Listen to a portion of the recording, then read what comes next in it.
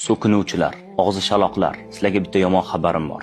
Musulmonlarni so'kadigan kishi bu odatini tashamasa, ertaga shu tilini deb jahannamga tumshug'i bilan sudralib otiladi. Nima bu ahvol? Har ikkita gapi birida so'kinish. Allohdan qo'rqmaymizmi? Tashqaridan qaragan odam shu musulmonning odobi deydimi? Yana eng og'ir holat shu so'kinadigan kishilarning ichida ibodatli kishilarni bo'lishi. Musulmon kishini so'kishlik eng katta kabira gunohlardan sanaladi. Musulmon kishini obro'sini to'kish harom. Musulmonni kamsitishga, xo'r ko'rishga, uni so'kishga haqqimiz yo'q. Bu og'zimizdan chiqayotgan so'zga e'tibor berishimiz kerak. Islom bir so'zlik dini. Biz islomga bitta so'z bilan, tavhid kalimasi bilan islomga kiramiz. Bir so'z bilan dindan chiqamiz. Bir so'z bilan xotin olamiz, nikoh qilamiz. Bir so'z bilan taloq beramiz, xotin qo'yamiz. O'yinmas bu og'zimizdan chiqayotgan so'z. Rasululloh sallallohu alayhi va sallam Muaz ibn Jabalga aytganlaridek, ey xoningga voy ey Muaz, axir odamlarni yuzlari bilan yo tumshuqlari bilan jahannamga tashlaydigan narsa tillari hosil qilgan narsadan boshqa nima bo'lardi? Ya'ni Rasululloh sallallohu alayhi vasallam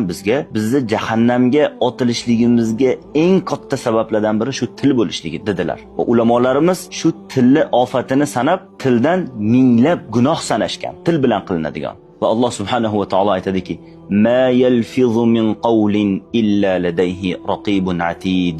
Uning og'zidan chiqqan har bir so'zni farishta kuzatib yozib boradi. Doimo hozir va nozir farishtalar.